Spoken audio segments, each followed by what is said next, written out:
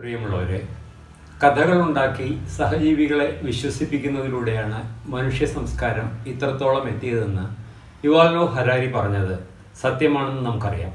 എന്നെ സംബന്ധിച്ചിടത്തോളം ഫിക്ഷൻ ബാല്യത്തിലെ തന്നെ ഒഴിവാക്കാനാവാത്ത കാര്യമായിരുന്നു. പക്ഷേ ഒരിക്കലും പുസ്തകങ്ങൾ വായിക്കാനായിട്ട് എൻ്റെ വീട്ടിൽ അനുവാദമില്ലായിരുന്നു. പുസ്തകങ്ങൾ നിരോധിച്ച ഒരു തറവാട്ടിലാണ് ഞാൻ ജീവിച്ചത്.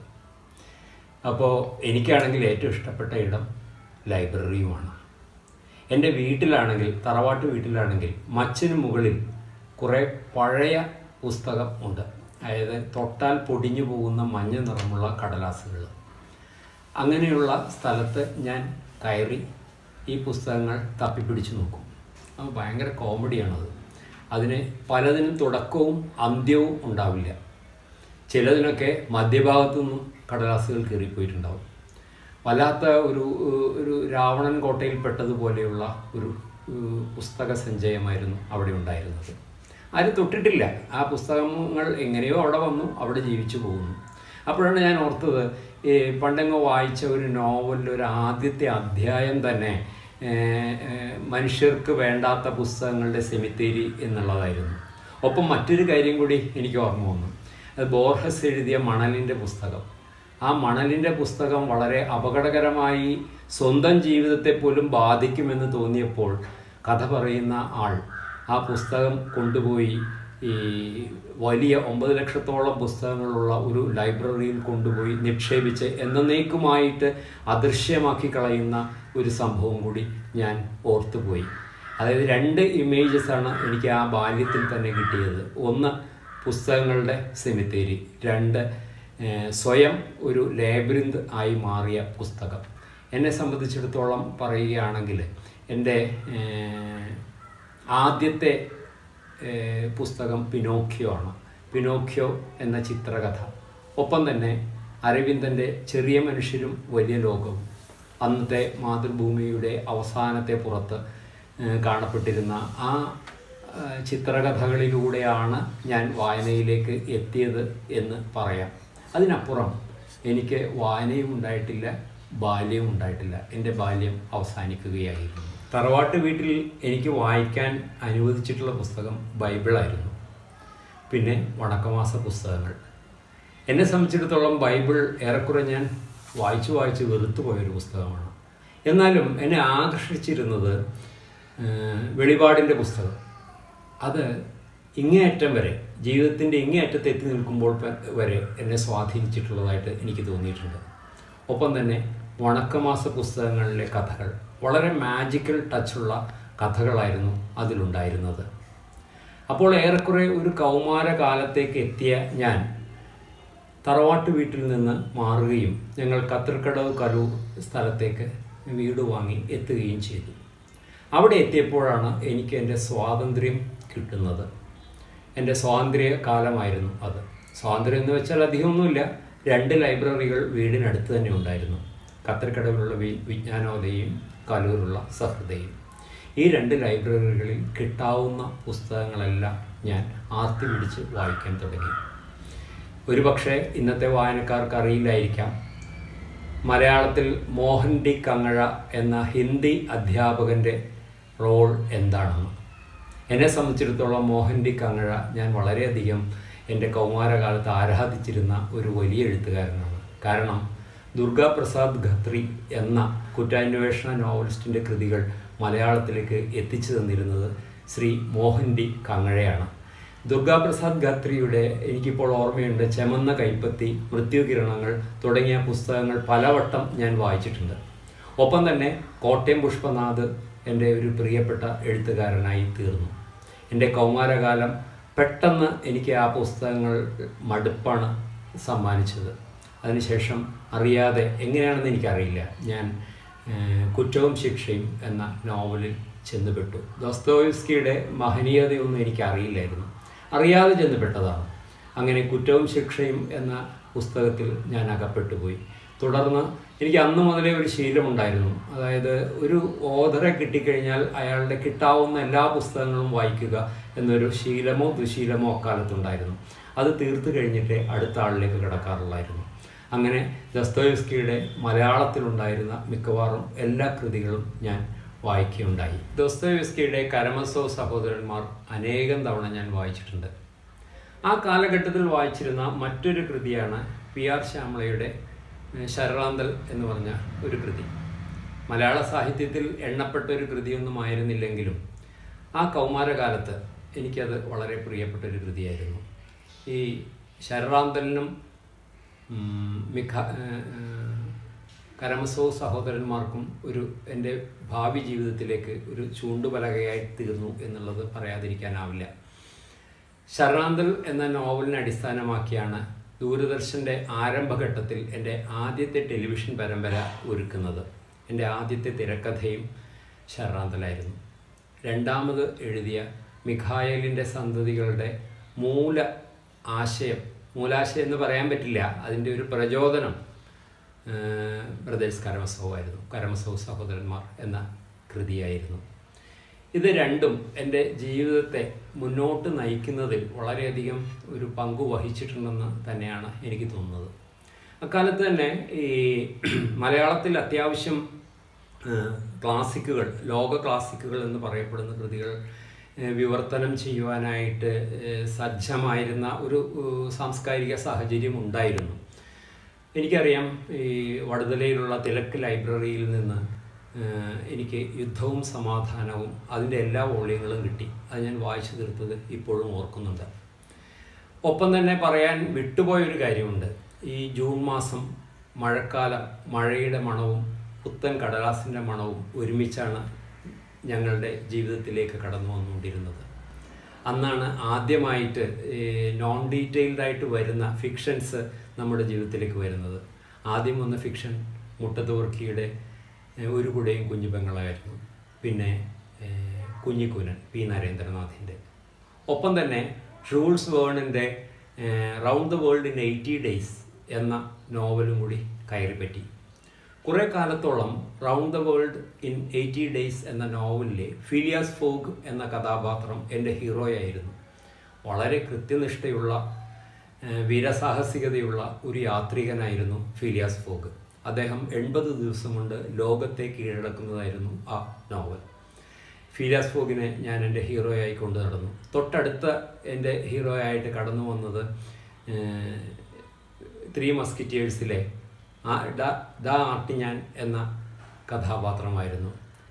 ദി ആർട്ടിഗ്നൻ എന്നായിരുന്നു മലയാള വിവർത്തനത്തിൽ കണ്ടെത്തിയ പേര്. ആ ആർട്ടിഞ്ഞാനെ ബേസ് ചെയ്തിട്ട് അടിസ്ഥാനമാക്കി നിരവധി ഹോളിവുഡ് സിനിമകൾ വന്നിട്ടുണ്ടെങ്കിലും അതൊന്നും ആ നോവലിനോളം എന്നെ ആഹ്ലാദിപ്പിക്കുകയുണ്ടായില്ല എന്നുള്ളതും പറയേണ്ടതുണ്ട്. കത്തിരിക്കടവിൽ വെച്ചിട്ട് എൻ്റെ അടുത്ത വീട്ടിൽ ഒരിക്കൽ ഒരു ഓലപ്പേരുള്ള ഒരു വീടായിരുന്നു. മഴ വന്നാൽ മുഴുവൻ ഒലിക്കുന്ന ഒരു വീട്. അവിടെ ചെന്നപ്പോഴാണ് ഞാൻ കാണുന്നത് അവരുടെ ഓലയുടെ മേൽക്കൂരയ്ക്ക് തൊട്ട് താഴെ ചോരാതിരിക്കാനായിട്ട് ഒരു പുസ്തകം എടുത്തു വെച്ചിരിക്കുന്നു. ഞാൻ ആ പുസ്തകം വലിച്ചെടുത്ത് കഴിഞ്ഞപ്പോൾ അവിടുത്തെ ചേട്ടത്തി വന്നിട്ട് പറഞ്ഞു, മോനെ അതെടുക്കല്ലേ, അതെടുത്താൽ ചോരും എന്ന് പറഞ്ഞു. ഞാനെടുത്ത് നോക്കുമ്പോൾ അത് ഈ കാറൽസ്മാൻ ചരിതം, അത് ഞാൻ കുറേ അവിടെ ഇരുന്ന് തന്നെ വായിച്ചു കഴിഞ്ഞപ്പോൾ വളരെ ആവേശഭരിതമായിട്ട് എനിക്ക് തോന്നി.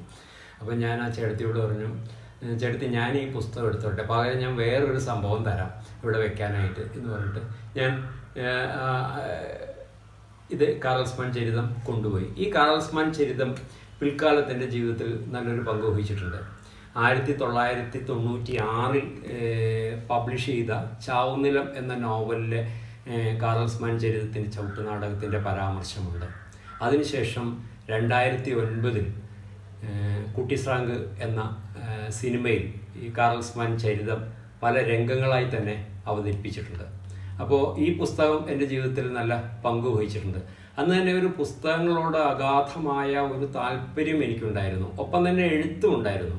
ഞാനിപ്പോഴും ഓർക്കുന്നുണ്ട്, അന്ന് പണം കിട്ടാനായിട്ട് യാതൊരു നിവൃത്തിയില്ലാത്തൊരു സമയമായിരുന്നു. അപ്പോഴാണ് എനിക്ക് ഭാരത പര്യടനം വാങ്ങണം, കുട്ടിക്കൃഷ്ണമാരാരുടെ ഭാരത പര്യടനം വാങ്ങണം.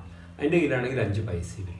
അങ്ങനെ ഇരിക്കുമ്പോഴാണ് അടുത്ത വീട്ടിലുള്ള ഒരു വീട്ടുകാർ വന്നിട്ട് പറഞ്ഞത്, മോനെ നീ പള്ളിയിൽ പോകുമ്പോൾ ഞങ്ങളുടെ അപ്പൂപ്പന് ആണ്ട് കുർബാന ചെല്ലാൻ വേണ്ടിയിട്ട് ഏർപ്പാടാക്കണം എന്ന് പറഞ്ഞാൽ അവർ പണം തന്നു.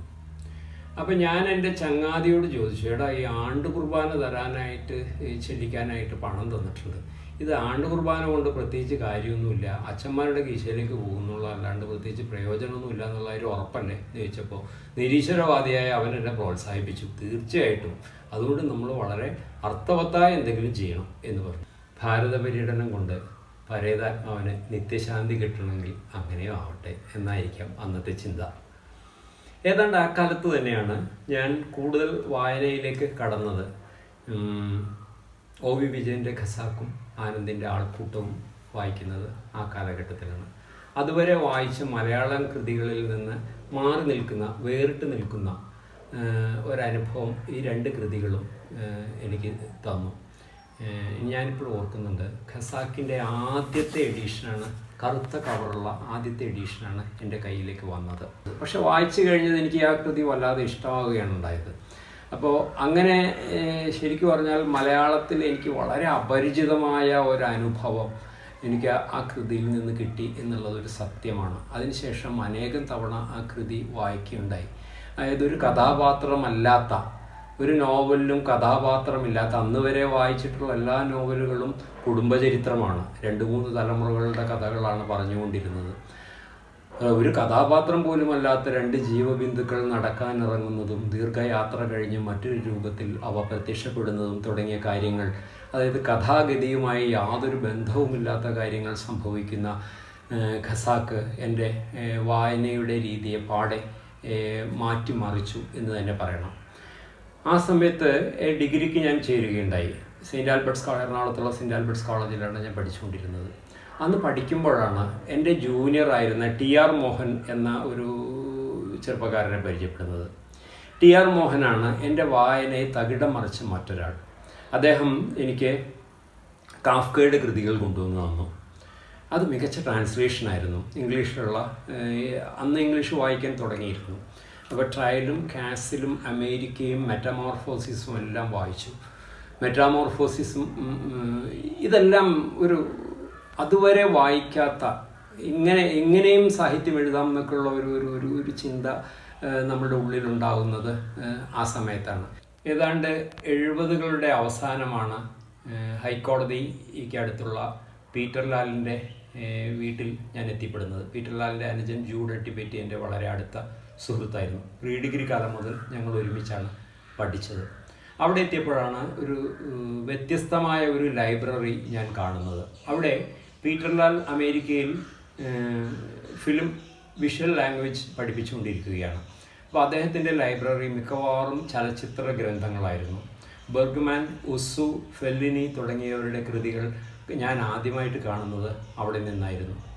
അവിടെ വെച്ച് തന്നെയാണ് മലയാളത്തിലെ പ്രിയങ്കരനായ ചെറുകഥാകൃത്ത് വിക്ടർ ലിനസിനെ ഞാൻ പരിചയപ്പെടുന്നത്. വിക്ടർ ആ സമയത്ത് ഏറെക്കുറെ എഴുത്തൊക്കെ അവസാനിപ്പിച്ചൊരു സമയമായിരുന്നു. അദ്ദേഹം ചില ചലച്ചിത്ര പദ്ധതികൾക്ക് പിന്നാലെ, ഒരിക്കലും നടക്കാത്ത ചില പരിപാടികൾക്ക് പിന്നാലെ ആരുടെയൊക്കെ സഹായിയായിട്ട്, എനിക്ക് തോന്നുന്നു രാമു കാര്യട്ടിൻ്റെ ആണെന്ന് തോന്നുന്നു, സഹായിയായിട്ട് കലയുന്ന സമയമായിരുന്നു. അദ്ദേഹത്തിൻ്റെ കഥകൾ അത് വളരെ കൗതുകരമായിരുന്നു. അദ്ദേഹത്തിൻ്റെ കഥകൾ 9 കഥകൾ അക്കാലത്ത് തന്നെ ഞാൻ വായിച്ചിട്ടുണ്ടായിരുന്നു. ഈ കഥകളെല്ലാം അന്നത്തെ കാലത്തും ഇന്നത്തെ കാലത്തും നോക്കിയാൽ വളരെ ജനപ്രിയമായ കഥകളായിരുന്നു. മികച്ച കഥകളുമായിരുന്നു, മികച്ച രീതിയിൽ എഴുതപ്പെട്ട കഥകളുമായിരുന്നു.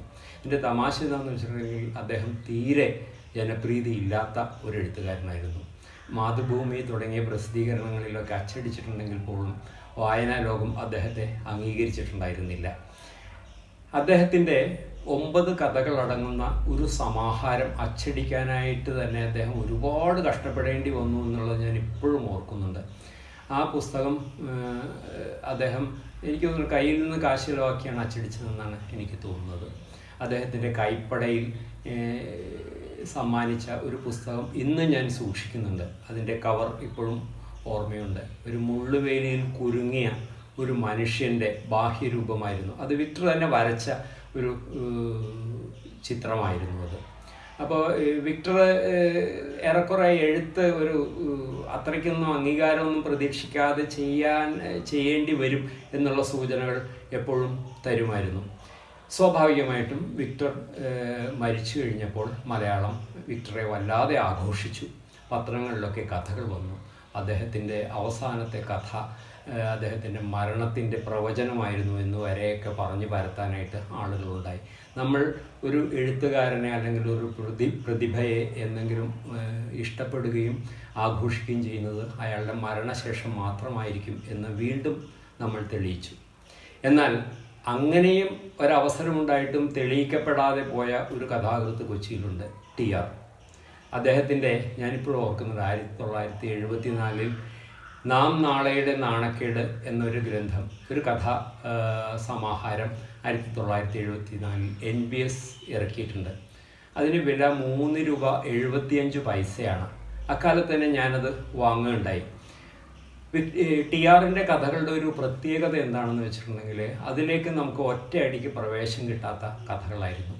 TR വളരെയധികം മുന്നേ നടന്ന ഒരു കഥാകൃത്തായിരുന്നു. അദ്ദേഹം കഥകൾ കൊണ്ട് മനുഷ്യനെ അനുഭവിപ്പിക്കുന്ന ആദിമധ്യാന്തമുള്ള ഡ്രമാറ്റിക്കായ കഥകൾ പറയാൻ ശ്രമിച്ചതേയില്ല. അദ്ദേഹം നരേറ്റീവായിട്ടുള്ള കഥകളിലാണ് മുഴുകിയത്. ഇന്നും മലയാളികൾ അദ്ദേഹത്തെ സ്വീകരിക്കാൻ തയ്യാറായിട്ടില്ല. അദ്ദേഹത്തിൻ്റെ മരണവും വിക്ടറിൻ്റെ പോലെ തന്നെ തെരുവിൽ വച്ചായിരുന്നു ആ മരണം സംഭവിച്ചത്. പക്ഷേ TRനെ നമ്മൾ ഏറ്റുവാങ്ങിയില്ല, അദ്ദേഹത്തിൻ്റെ കൃതികളും ഏറ്റുവാങ്ങിയില്ല. ഇപ്പോഴും വളരെ ഇപ്പം ഞങ്ങളെപ്പോലെയുള്ള വളരെ കുറച്ച് ആളുകളാണ് TRനെ വായിക്കുന്നത്. അതുപോലെയുള്ള മറ്റൊരാളാണ് C. അയ്യപ്പൻ എന്ന മലയാളത്തിലെ പ്രഗത്ഭനായ കഥാകൃത്ത് എന്നുകൂടി ഞാനിവിടെ ഓർക്കട്ടെ. എൻ്റെ വായനയെ സ്വാധീനിച്ച ഒരു നിരൂപകനെ കുറിച്ച് പറയുകയാണെങ്കിൽ അത് M. കൃഷ്ണൻ നായർ സാർ മാത്രമായിരിക്കും. അദ്ദേഹമാണ് പുതിയ എഴുത്തുകാരെ നമ്മുടെ മുന്നിലേക്ക് വാരഫലം എന്ന പങ്ക്തിയിലൂടെ പുതിയ എഴുത്തുകാരെ നമ്മുടെ മുന്നിലേക്ക് അവതരിപ്പിച്ചത്.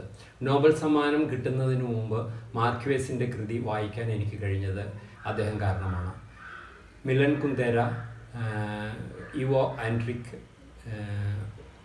ഹെൻറിക് ബോളിൻ്റെ മർക്കീസ് കളക്റ്റഡ് സൈലൻസസ് എന്ന പുസ്തകം ഞാനിപ്പോഴും ഓർക്കുന്നുണ്ട്. അതുപോലെ തന്നെ ഏലിയാസ് കാനറ്റിയുടെ കാഫ്കാസ് അതർ ട്രയൽസ്, ഓട്ടോദാഫെ എന്ന് പറഞ്ഞ പുസ്തകം വീണ്ടും ഒരു ലൈബ്രറിയെക്കുറിച്ചുള്ളതാണ്. മനുഷ്യരെക്കാൾ ഏറെ പുസ്തകങ്ങളെ സ്നേഹിച്ച ഒരു മനുഷ്യവിരുദ്ധനായ ഒരു മനുഷ്യൻ്റെ കഥയാണ്. വല്ലാത്തൊരു നോവലാണത്.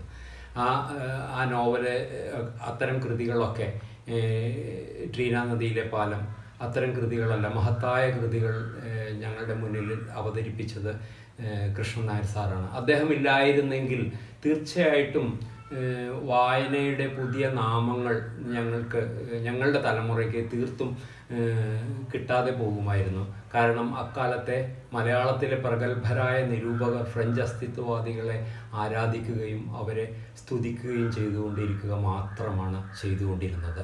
എൻ്റെ വായനാ ജീവിതത്തെയും എഴുത്ത് ജീവിതത്തെയും വളരെയധികം സഹായിച്ച ഒരു എഴുത്തുകാരനാണ് ശ്രീ VP ശിവകുമാർ. വിക്ടർ ലീനസിനെ പോലെ, TRനെ പോലെ വേണ്ടത്ര വായനക്കാരുടെ പരിചരണം ഏൽക്കാതെ കടന്നുപോയ മറ്റൊരു കഥാകൃത്ത്. മലയാളത്തിൽ ബോർഹസിൻ്റെയും ബ്രൂണോ ഷൂൾസിൻ്റെയും മറ്റും കഥകൾ ട്രാൻസ്ലേറ്റ് ചെയ്തത് ശിവകുമാറാണ്.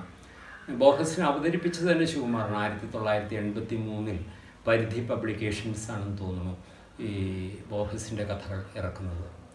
അതിൽ ബോർഹസിനെ ആദ്യമായിട്ട് വായിക്കുന്നതും ബോർഹസിൻ്റെ ഒരു ഇൻ്റർവ്യൂ വായിക്കുന്നത് തന്നെ ആദ്യമായിട്ട് ആ ഗ്രന്ഥത്തിലാണ്. ഞാനിപ്പോഴും ഓർക്കുന്നുണ്ട്. അതിൽ ഈ ബോർഹസ് പറഞ്ഞൊരു വാചകം ഓർക്കുന്നുണ്ട്. ഞാൻ കഥകളല്ല ഞാൻ പറയുന്നത്, ഞാൻ വിവരിക്കുകയാണ്. ആശയങ്ങളല്ല ഞാൻ വിവരിക്കുന്നത്, അനുഭൂതികളാണ് സാഹിത്യകൃതിയിലൂടെ ഒരുവന് കിട്ടേണ്ടത് എന്ന് ബോർഹസ് പറയുന്നുണ്ട്. അന്ന് അതിൻ്റെ ഒരു സ്വാരസ്യം എനിക്ക് തീരെ പിടികിട്ടിയിട്ടുണ്ടായിരുന്നില്ല. വർഷങ്ങൾക്ക് ശേഷം സെർവാൻറ്റീസിൻ്റെ ഡോൺ കിഹോട്ടെ വായിക്കുമ്പോഴാണ് ഇത് എന്തുകൊണ്ടാണ് ബോർഹസ് ഇങ്ങനെ പറഞ്ഞത് എന്നുള്ളത് ഞാൻ അനുഭവിക്കാൻ തുടങ്ങിയത്. എത്രയോ കാലം കഴിഞ്ഞാണ് ഈ ഒരു സാഹിത്യത്തിൻ്റെ ഒരു യഥാർത്ഥ ഒരു സത്തയിലേക്ക് ഞാൻ കടന്നെത്തുന്നതെന്ന് ഇപ്പോൾ ഓർത്തു പോവുകയാണ്. അഗസ്തോ മോണ്ടിസോറയുടെ ഒറ്റവരി കഥ വളരെ വിഖ്യാതമാണ്. അവൻ ഉറക്കമുണർന്നപ്പോഴും അവിടെ ദിനോസോർ ഉണ്ടായിരുന്നു എന്ന ഒറ്റവരി കഥ വളരെ ശ്രദ്ധേയവും ശക്തവുമാണ്. ആ ഒരു വരി മാത്രമേ ഉള്ളെങ്കിലും അനേകം അടരുകൾ വായിച്ചെടുക്കാവുന്ന ഒരു കഥയാണ് അതെന്ന് എനിക്ക് തോന്നിയിട്ടുണ്ട്. ഈ പറയുന്ന പോലെയുള്ള നാടകീയതയും അതിനാടകീയതയും ക്ലൈമാക്സുകളും ഒന്നുമില്ലാത്ത ഒരു കഥയാണ്, പക്ഷെ അതിശക്തമാണത്. എനിക്കിപ്പോൾ തോന്നുകയാണ്, ഞാൻ എൻ്റെ തുടക്കത്തിൽ, എൻ്റെ വായനയുടെ തുടക്കത്തിൽ ദസ്തയേവ്സ്കിയിൽ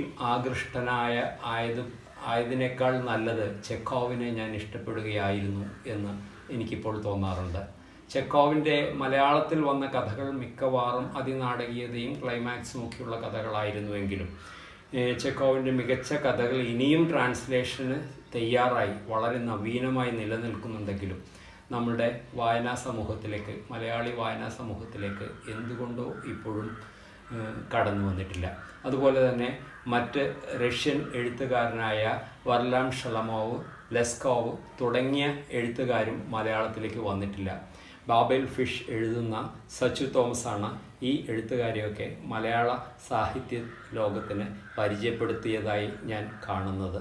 ചെക്കോവിൻ്റെ മരണത്തിന് തൊട്ടു മുമ്പ് അദ്ദേഹം രചിച്ച ബിഷപ്പ്, ഫിയാൻസി തുടങ്ങിയ കഥകൾ, അദ്ദേഹത്തിൻ്റെ ആദ്യകാലത്ത് എഴുതിയ സ്റ്റുഡൻറ്റ് തുടങ്ങിയ കഥകൾ പോലെ തന്നെ അതിശക്തവും തീവ്രവുമാണ്. ചെക്കോവിനെ കുറിച്ചുള്ള ഒരു മഹത്തായ കഥ പിന്നീട് അമേരിക്കൻ കഥാലോകത്തുണ്ടായിട്ടുണ്ട്. റെയ്മൺ കാർവറുടെ ഇറാൻഡ് എന്ന ചെറുകഥയാണ് ഞാൻ ഉദ്ദേശിക്കുന്നത്. മനോഹരമായ ഒരു ചെറുകഥയായിട്ട് എനിക്ക് തോന്നിയിട്ടുണ്ട്.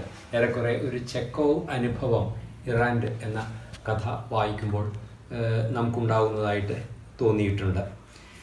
ഇപ്പോൾ എന്നെ സംബന്ധിച്ചിടത്തോളം ഈ അതിനാടകീയതകൾ നിറഞ്ഞ കഥകളിൽ നിന്ന് എങ്ങനെയാണ് കടന്നു പോകേണ്ടത്, അതായത് വളരെ അനായാസം വിവരിക്കാവുന്ന കഥകളിലേക്ക് വരേണ്ട സമയമായി എന്നൊക്കെയുള്ളൊരു തോന്നലാണ് എനിക്കുള്ളത്. തീരെ കനമില്ലാത്ത, വിവരണകലയിൽ കൂടുതൽ ശ്രദ്ധ പതിപ്പിക്കേണ്ട ഒരു കഥകൾ എഴുതേണ്ട സന്ദർഭം ആണ് ഇതെന്ന് എനിക്ക് തോന്നാൻ തുടങ്ങിയിട്ടുണ്ട്. സ്വാഭാവികമായും ഏത് കൗമാരക്കാരനെയും പോലെ വീരസാഹസിക കഥാപാത്രങ്ങളുള്ള നോവലിനെ ഇഷ്ടപ്പെട്ട ഞാൻ ഇപ്പോൾ ഇഷ്ടപ്പെടുന്നത് തീരെ സാഹസികതയ്ക്കായി ഇറങ്ങി പുറപ്പെടുകയും കോമാളിയായി മടങ്ങുകയും നിസ്സഹായനായി മരിച്ചു പോവുകയും ചെയ്യുന്ന ഡോൺ കിഹോട്ടെ എന്ന കഥാപാത്രത്തിലാണ് എത്തി നിൽക്കുന്നത്. ഇപ്പോൾ ഈ കോവിഡ് കാലത്ത് പ്രപഞ്ചത്തിലേക്ക് നോക്കുമ്പോൾ മനുഷ്യൻ ഒരു അത്യാവശ്യ ഘടകമല്ല എന്ന് മനുഷ്യനോട് തന്നെ പ്രപഞ്ചം പറഞ്ഞുകൊണ്ടിരിക്കുന്ന ഈ വേളയിൽ ഈ മനുഷ്യജീവിതത്തിന് നമ്മൾ കൊടുത്തിരിക്കുന്ന മനുഷ്യ കേന്ദ്രീകൃതമായ ജീവിതത്തിൻ്റെ അർത്ഥശൂന്യത നമുക്ക് മനസ്സിലായില്ലെങ്കിൽ ഇനി എന്നാണ് നമ്മൾ മനസ്സിലാക്കുക? ഒപ്പം തന്നെ ജീവിതഗന്ധിയായ കഥാപാത്രങ്ങളെയും കഥാസന്ദർഭങ്ങളെയുമാണ് നമ്മൾ തേടേണ്ടത് എന്ന വിചാരവും എൻ്റെ മനസ്സിൽ നിന്ന് വിട്ടുപോയിരിക്കുന്നു. 106 വർഷങ്ങൾക്ക് മുമ്പ് തന്നെ ഉറക്കമുണർന്ന ഒരു കഥാപാത്രം കീടമായി തീർന്നു കഴിഞ്ഞിരിക്കുന്നു. 106 വർഷത്തിന് മുമ്പ്. ഇപ്പോഴും നമ്മൾ അതേ പഴയ ജീവിതത്തെ അതേപടി ആവിഷ്കരിക്കാൻ ശ്രമിക്കുന്നതിൻ്റെ അർത്ഥശൂന്യതയെക്കുറിച്ച് നല്ല ബോധ്യം ഉണ്ടാവുന്ന ഒരു സമയമാണ് ഇത്. ടെലിവിഷൻ പരമ്പരകളും ഡിജിറ്റൽ പ്ലാറ്റ്ഫോമിലെ സീരീസുകളും പ്രേക്ഷകരെ വല്ലാതെ കയ്യിലെടുത്തിരിക്കുന്ന ഈ സാഹചര്യത്തിൽ ഇമ്മോർട്ടാലിറ്റി എന്ന നോവൽ എഴുതിയ മിലൻ കുന്ദേരയെ ഞാൻ ഓർക്കുകയാണ്. നോവലിൻ്റെ യഥാർത്ഥത്തിലുള്ള ശാപം അതിൻ്റെ ഡ്രാമാറ്റിക് ടെൻഷൻ ആണെന്ന് അദ്ദേഹം ഇമ്മോർട്ടാലിറ്റിയിൽ പറയുന്നുണ്ട്. ഏറ്റവും മനോഹരമായ നിമിഷങ്ങളെപ്പോലും ക്ലൈമാക്സിലേക്ക് നയിക്കാനുള്ള ചവിട്ടുപടികളായിട്ടാണ് എഴുതുമ്പോഴാണ് ഒരു കൃതി ദുരന്തമായി തീരുന്നതെന്ന് അദ്ദേഹം ഇമ്മോർട്ടാലിറ്റിയിൽ പറയുന്നുണ്ട്. ആവേശഭരിതമായ ഒരു ഓട്ടപ്പന്തയമല്ല നോവൽ എന്നാണ് അദ്ദേഹം പറഞ്ഞു വെച്ചത്. ഈ ഘട്ടത്തിൽ നിന്നുകൊണ്ട് കഥകളുടെ അന്ത്യമറിയാൻ, ക്ലൈമാക്സ് അറിയുവാൻ വേണ്ടി ആകാംക്ഷയോടെ വായിച്ചു തള്ളിയ ബാലനെ അല്ലെങ്കിൽ കുമാരനെ അല്ലെങ്കിൽ യുവാവിനെ ഞാൻ മാറ്റി നിർത്തിക്കൊണ്ട് പഴയ കാലത്തെ മഹത്തായ നോവലുകളിലേക്ക് ഞാൻ മടങ്ങിപ്പോയിക്കൊണ്ടിരിക്കുകയാണ്.